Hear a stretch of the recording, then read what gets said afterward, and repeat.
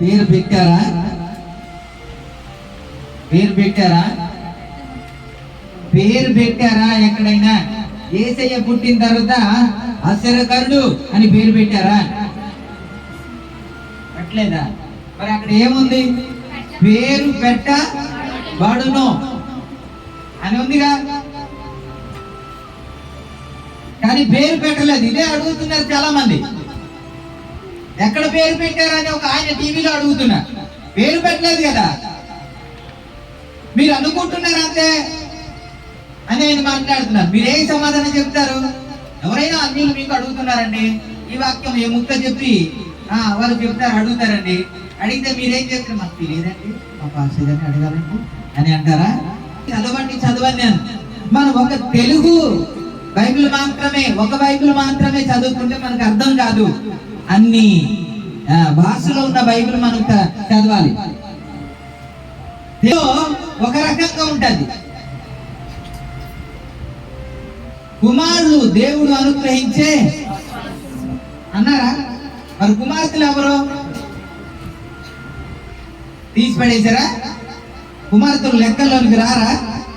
దేవుడు కుమారులు అంటేనే ప్రేమిస్తాడా? కుమార్తెలకి అస్సలు ఇష్టం ఉండదా? ఏమండి? మరి ఎందుకని ఎలా రాయించారు? తర్జుమా లోపం అంటే అది.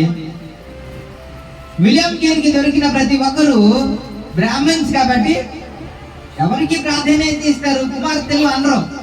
ఎవరు పెట్టాలంటే ఎవరు ఉండాలి? కుమారుడు ఉండాలి. కుమారుడు గురించే మాట్లాడతారు.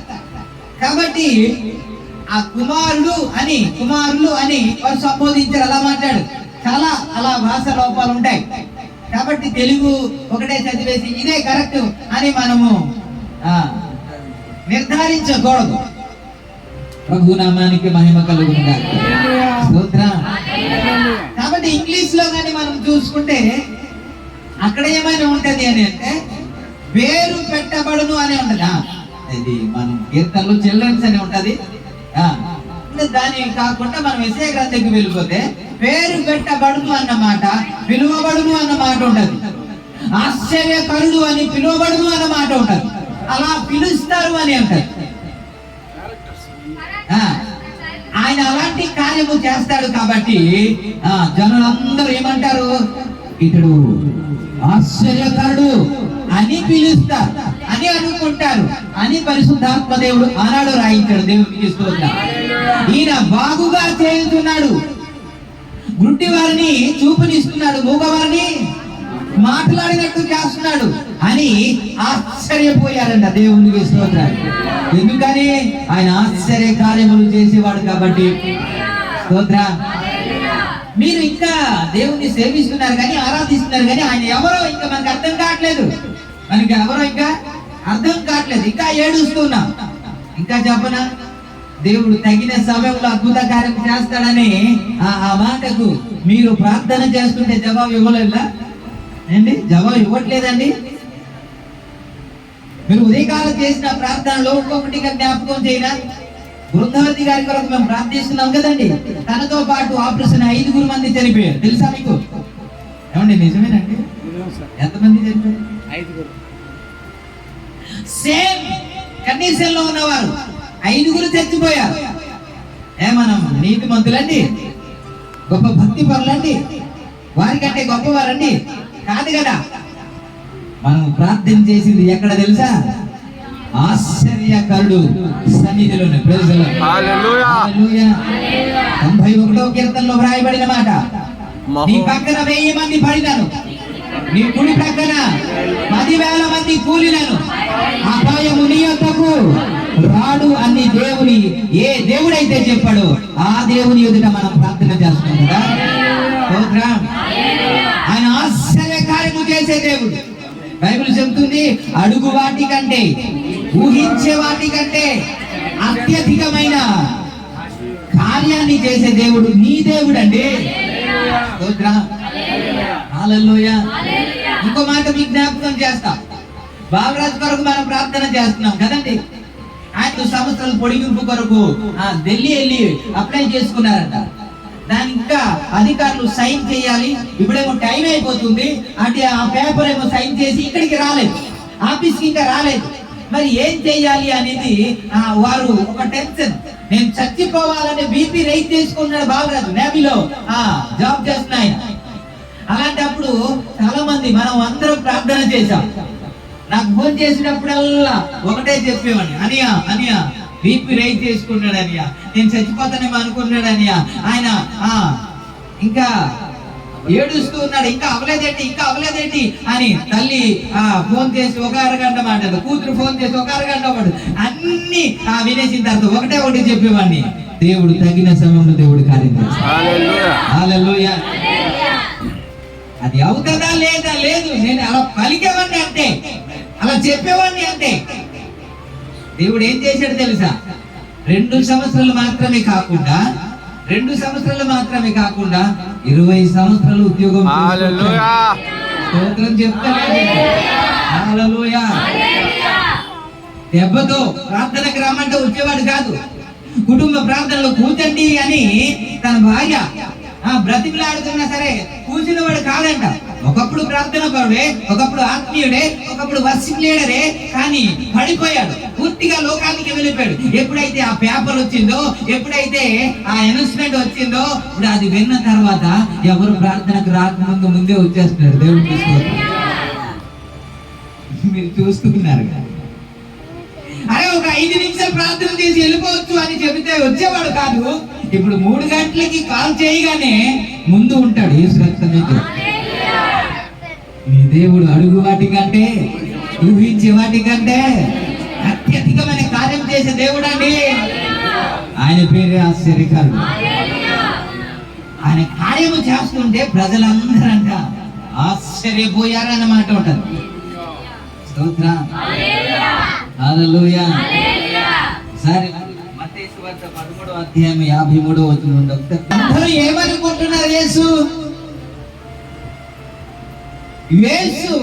యోసేపు కుమారుడండి. అతని సహోదరులు యాకోబు, యోసేపు అనేవారండి. అందరూ మనతో ఉన్నవారండి. మరియా ఈమె తల్లి అండి అని అనుకుంటున్నారు. ఎప్పుడైతే దేవుడు అద్భుత కార్యము చేస్తుంటే, ఊహించలేని కార్యము జరిగిస్తూ ఉంటే, ఆశ్చర్య కార్యము జరిగిస్తుంటే వారు ఆశ్చర్యపోతూ చెబుతున్న మాట, ఇతని తల్లి పేరు మరియ కాదా? ఇతని సహోదరులు మన మధ్య లేరా అని చెబుతున్నమాట. దేవునికి స్తోత్రం. హల్లెలూయా. వాళ్ళనుకున్నట్టు మీరు కూడా అనుకుంటున్నారు కాబట్టి ఇంకా అలాగే ఉన్నాం మనం. ఈ దేవుడు ఎవరికి అనుగ్రహించబడ్డాడు తెలుసా? ఏమండి? ఎవరికండి? మనకా నాకా మీకా? అందరికా నాకా? వ్యక్తిగతంగా చెబితే నాకు దేవునికి స్తోత్రం. వ్యక్తిగతంగా చెబితే మీకు ఏం చేయడానికి?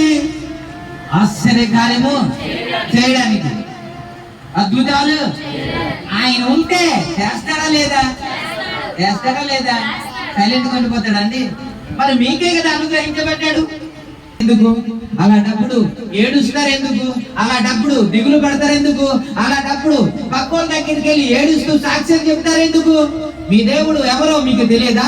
మీ దేవుడు ఏం కార్యం చేస్తాడో తెలియదా? ఇంకా దిగులుతోనే, ఇంకా చింతతోనే ఎందుకు ఉంటున్నారు అని అంటే దాని అర్థం ఏంటో తెలుసా? ఆయన ఎవరో ఇంకా మీకు అర్థం కావాలి. ఆయన మీకు ఏం చేస్తాడో అని మీకు అర్థం కాలేదు. మీ జీవితంలో, మీ కుటుంబంలో ఏం చేస్తాడని మీకు అర్థం కాలేదు కాబట్టి ఏడుస్తూ ఉన్నా. 2 క్రైస్తవుల నుంచి మీకు అప్పగిస్తా, అంటే మీకు జ్ఞాపకం చేస్తారు. ఎలీసా, గెహజీ 2 ఉన్నారు. ఇప్పుడు ఎలీసా చుట్టూ ఎవరున్నారు తెలుసా? సైన్యం ఉన్నారు. 2వ రాజుల గ్రంథం 6వ అధ్యాయంలో మనం చూస్తాం.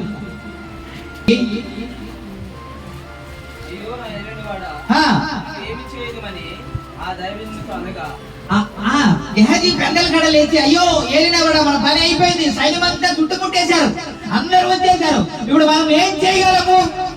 ఏం చేయలేము, ఇంకా మన పని అంతే అని కంగారు పడిపోతుంటే ఎలీసా ఏమి కంగారు పడలేదు. అలా చూస్తూ ఉండండి. ఎలీసా ఏమి కంగారు పడలేదు.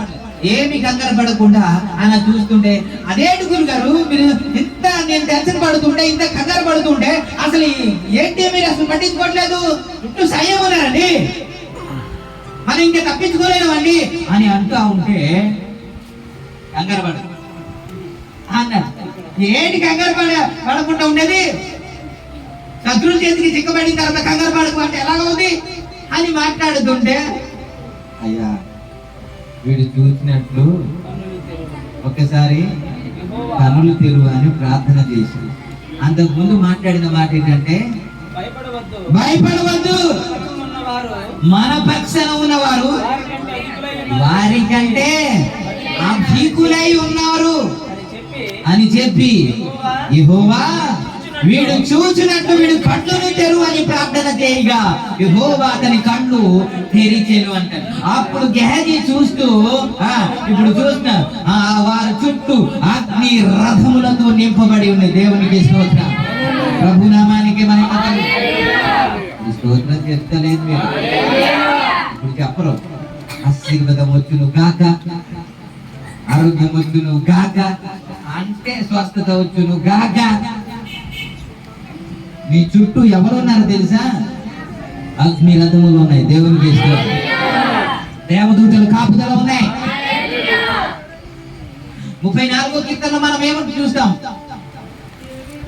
7వ వచనంలో, యెహోవా యందు భయభక్తులు గల వారి చుట్టూ ఆయన దూతలు కావలి ఉండి వారిని కాపాడుతుంది, రక్షిస్తుంది అని అందు కదా ఉంది. మరి ఇన్ని కాపుదల మన పట్ల ఉంటాయి, దేవదూతలే మన చుట్టూ ఉండగలుగుతుంటాయి, అగ్ని రథములు మన చుట్టూ దేవుడు పెడతాయి. ఎక్కడికి వెళ్ళినా మనం ఎందుకు భయపడాలి? ఏ పరిస్థితి వచ్చినా ఎందుకు భయపడాలి? కరోనా కానీ ఇప్పుడు చికెన్ తినకూడదు కదా, ఎందుకు చెప్పండి? తెగ తింటున్నాను నేను చికెన్, అలాగైతే తినే మాకండి.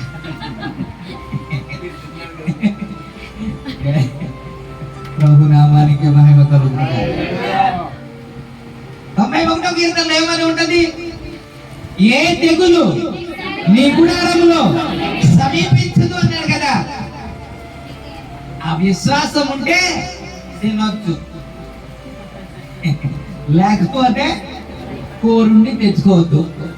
యేసు రక్తమే జయం. హల్లెలూయా. అయితే ఒకటే నేను చెబుతున్నాను, నీకు అనుగ్రహించబడిన వాడు ఆశ్చర్యకరుడు.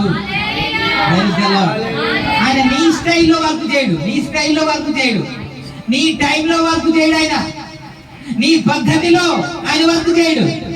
ఆయన టైంలో చేస్తాడు, దేవుని చేస్తాడు, ఆయన స్టైల్లో చేస్తాడు, ఆయన పద్ధతిలో చేస్తాడు. మనం ఇలా చేయనైనా మనమే చెప్తున్నాం, ప్రభు ఆయన గద్దించున్నాయి, ఆవిని గద్దించున్నాయి. ఏంటి ఏం చెయ్యాలో మనమే చెప్తారా దేవునికి? మనం సలహా చెబితే ఆయన చేస్తారండి, మనం డైరెక్షన్ ఇస్తే ఆయన ఆ ప్రకారంగా నడుస్తారండి. ఆయన తక్కువ వేస్తున్నారు నా దేవుణ్ణి మీరు. కాబట్టి ఇంకా కనుకోలేదండి, ఇంకా పాలపుంతలు ఎన్ని ఉన్నాయి ఇంకా తెలియట్లేదు, ఆశ్చర్యపోతున్నారు. అది కలుగ చేసిన వాడి నీ దేవుడు కదా. దేవునికి స్తోత్రం కలుగుగాక. ఇన్ని ఆశ్చర్యకార్యమున చేసిన దేవుడు మనం సలహా ఇవ్వగలమా? ఆయనే ఆలోచనకర్త. ఆయన సలహా మనం తీసుకోవాలి, తీసుకుంటే బాగుపడతాం, కానీ మనం ఆయనకి సలహా ఇవ్వడం ఏంటి? కాబట్టి నేను ఒకటే చెబుతున్నాను, నీకు అనుగ్రహించబడిన యేసు సామాన్యమైన యేసు కానే కాదు.